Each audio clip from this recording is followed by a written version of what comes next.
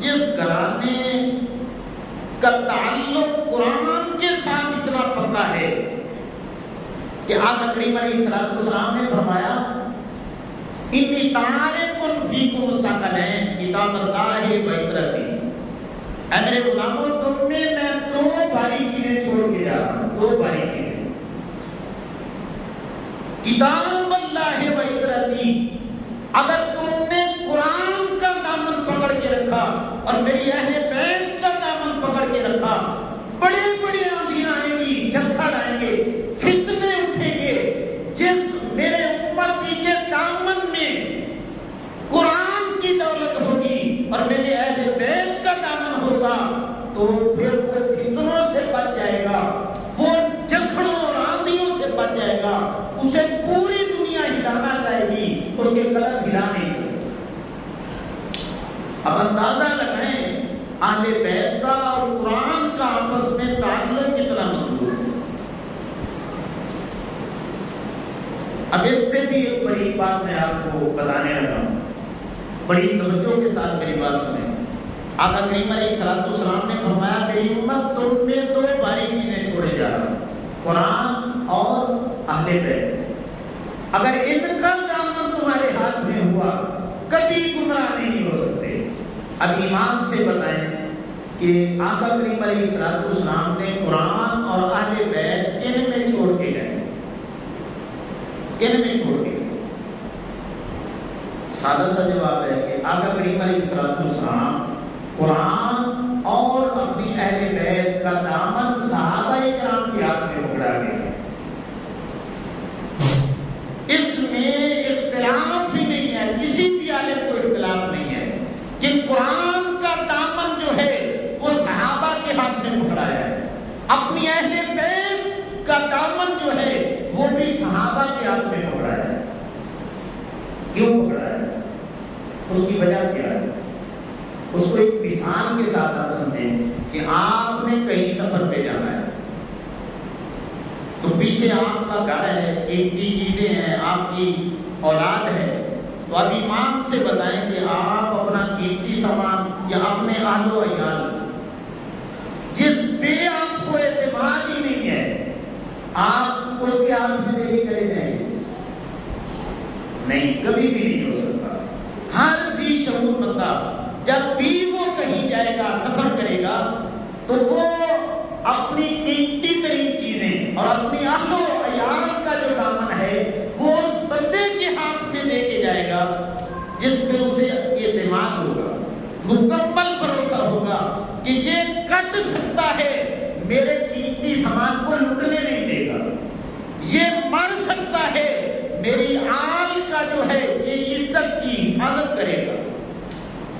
اب امام الانبیاء صلی اللہ علیہ وسلم کے غلاموں آقا کریم علیہ السلام قرآن کا دامن اور اپنی اہل بیت کا دامن صحابہ کرام کے ہاتھوں میں دے کر کے گئے، تو گویا آقا کریم علیہ السلام اپنی امت کو پیغام دے رہے ہیں، میری امت جن کے ہاتھوں میں میں نے قرآن دیا ہے اور جن کے دامن میں میں نے اہل بیت کو رکھا ہے، وہ سب کچھ لٹا سکتے ہیں، کٹا سکتے ہیں، وہ نہ قرآن پہ آ جانے دیں گے اور نہ ہی میری اہل بیت پہ آ جانے دیں گے۔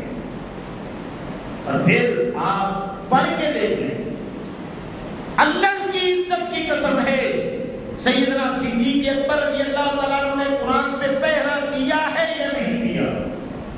ایمان سے بتائیں سیدنا فاروق اعظم رضی اللہ تعالیٰ عنہ نے قرآن پہ پہرا دیا ہے یا نہیں دیا؟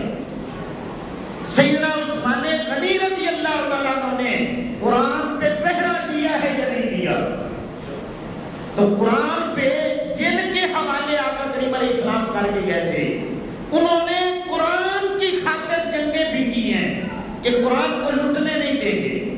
اب آؤ اہل بیت کا دامن جو آقا کریم علیہ السلام نے صدیق کو دیا، فاروق کو دیا، عثمان کے حوالے کیا، صحابہ کے حوالے کیا، تو انہوں نے کس انداز میں اہل بیت کی حفاظت کی؟ اب پڑھ کے دیکھ لیں، مدینہ ہے، مدینہ منورہ، حضرت سیدنا صدیق اکبر رضی اللہ تعالیٰ عنہ نے دیکھا کہ آقا کریم علیہ السلام حسن حسین کو اپنے کندھوں پہ اٹھاتے ہیں. صحیح حدیث میں موجود ہے کہ سیدنا صدیق اکبر بھی حسن و حسین کو اپنے کندھوں پہ بٹھایا کرتے تھے. جب سیدنا فاروق اعظم رضی اللہ تعالیٰ عنہ نے دیکھا کہ آقا کریم علیہ السلام سواری بنے ہیں, حسن حسین اوپر بیٹھے ہیں, تو پھر دوران خطبہ سیدنا عمر فاروق رضی اللہ تعالیٰ عنہ اپنا منبر چھوڑتے ہیں, حسن حسین کو اوپر بٹھاتے ہیں, آپ سامنے کھڑے ہو جاتے ہیں. آج کی حفاظت کی ہے یا نہیں کی؟ ایک جنازہ ہوتا ہے اور صحابہ اکرام دفنانے لگتے ہیں. ایک درخت کی چھاؤں دیکھ کر کے سیدنا امام حسن رضی اللہ تعالیٰ عنہ یا سیدنا امام حسین رضی اللہ تعالیٰ عنہ آپ اس درخت کے نیچے بیٹھتے ہیں. اب ایک بوڑھا صحابی جس کا نام سیدنا ابو ہریرہ رضی اللہ تعالیٰ عنہ, انہوں نے دیکھا کہ سیدنا امام حسن رضی اللہ تعالیٰ عنہ کے جو پاؤں مبارک ہیں, جوتیاں مبارک ہیں, ان پہ کچھ گرد پڑ گئی. اب یہ بوڑھا صحابی اس نے اپنی پگڑی اتاری, پگڑی اتار کے جوتوں کو صاف کرنا شروع کر دیا. سیدنا امام حسن رضی اللہ تعالیٰ فرمانے لگے کہ ہمیں آقا کریم علیہ السلام نے بوڑھوں کا ادب سکھایا ہے, چچا جان یہ کام نہ کریے. ہمیں آقا کریم علیہ السلام نے بڑوں کا ادب سکھایا ہے. آگے سے سیدنا ابو ہریرہ رضی اللہ تعالیٰ عرضی پیش کرنے لگے, اے حسن جو شانیں میں نے آپ کی آقا کریم علیہ السلام کی زبان سے سنی ہے, اگر دنیا کو پتہ چل جائے تو وہ آپ کو کندھوں پہ اٹھا کے رکھیں, کندھوں پہ اٹھا کے رکھیں. اس انداز میں صحابہ کرام نے اہل بیت کی حفاظت کی.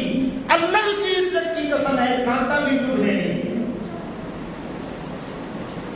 جب تک حسن حسین مدینہ میں رہے صحابہ نے حفاظت کی, کانٹا بھی نہیں چبھنے دیا.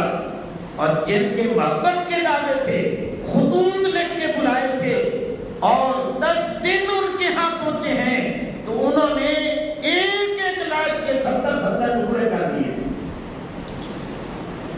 آقا کریم علیہ السلام نے جن کے ہاتھوں میں قرآن دیا, جن کے ہاتھوں میں اہل بیت کا دامن دیا ہے, انہوں نے قرآن پہ اور اہل بیت اطہار پہ سب کچھ لٹا دیا ہے, بنا دیا.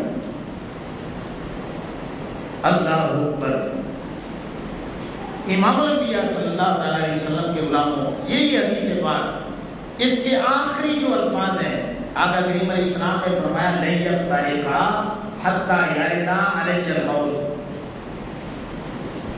کیا میرے غلاموں سن لو, میری آل کا قرآن مجید کے ساتھ اتنا گہرا اور پکا تعلق ہے, یہ دنیا تو دنیا, جب قیامت آئے گی میں اپنے حوض کوثر پہ کھڑا ہوں گا, میری آل آ رہی ہوگی, اس وقت بھی قرآن میری آل کے ساتھ ہوگا, اس وقت بھی قرآن میری آل کے ساتھ ہوگا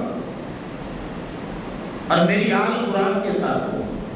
اتنا گہرا تعلق ہے قرآن کا اہل بیت کا آپس میں. اللہ اکبر. اب ایک بات ہے تھوڑی سی کڑوی ہے, وہ بھی آپ سن لیں. کہ اگر کوئی بندہ یہ کہے کہ میں سید ہوں, میں سید ہوں, اور اس کا عقیدہ یہ ہو کہ یہ قرآن جو ہے یہ نقلی ہے,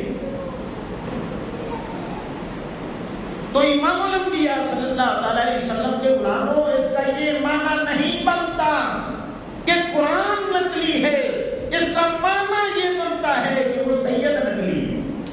کیوں کہ آقا کریم علیہ السلام نے ہر دور میں سید کی پہچان یہ بتائی ہے کہ قرآن میری آل کے ساتھ ہوگا اور ہر دور میں میری آل قرآن کے ساتھ ہوگا.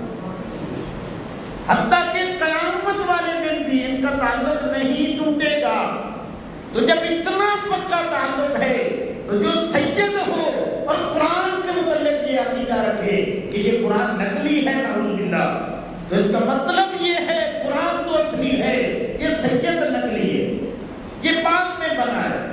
جسے بنایا گیا ہے یہ آقا کریم علیہ السلام کی آل میں سے ہوتا تو یہ قرآن کے ساتھ ہوتا۔ اللہ اکبر۔ اور یہ بات ذہن میں رکھ لیں امام الانبیاء صلی اللہ علیہ وسلم کے غلاموں، جب تک حسین کو نہیں پڑھیں گے، حسین کو نہیں سمجھیں گے، آپ کو قرآن نہیں سمجھ آئے گا، اور جب